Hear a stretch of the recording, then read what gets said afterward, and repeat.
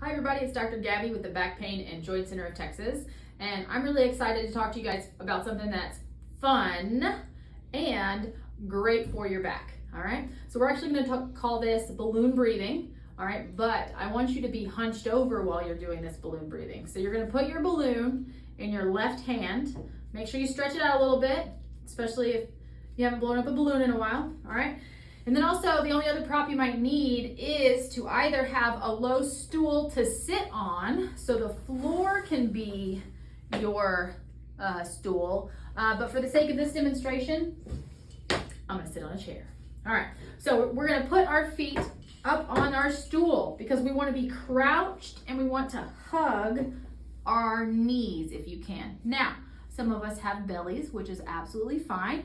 So what you're gonna do is just find that comfortable spot to sit like this and to put that balloon in your mouth, okay? So, crouched position, hug your knees, left hand in the balloon, mouth to the balloon. So what you're gonna do is take a deep breath in through your nose, and then you're gonna exhale, blowing up the balloon, perching your lips.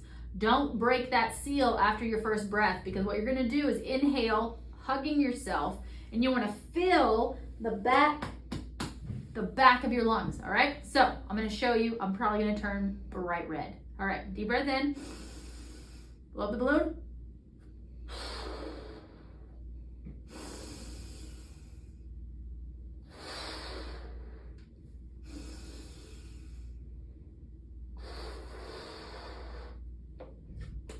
All right, so this balloon can get about 3 to 4 breaths in it before I need to let the air out. I'm not gonna do that yet because it's gonna be silly.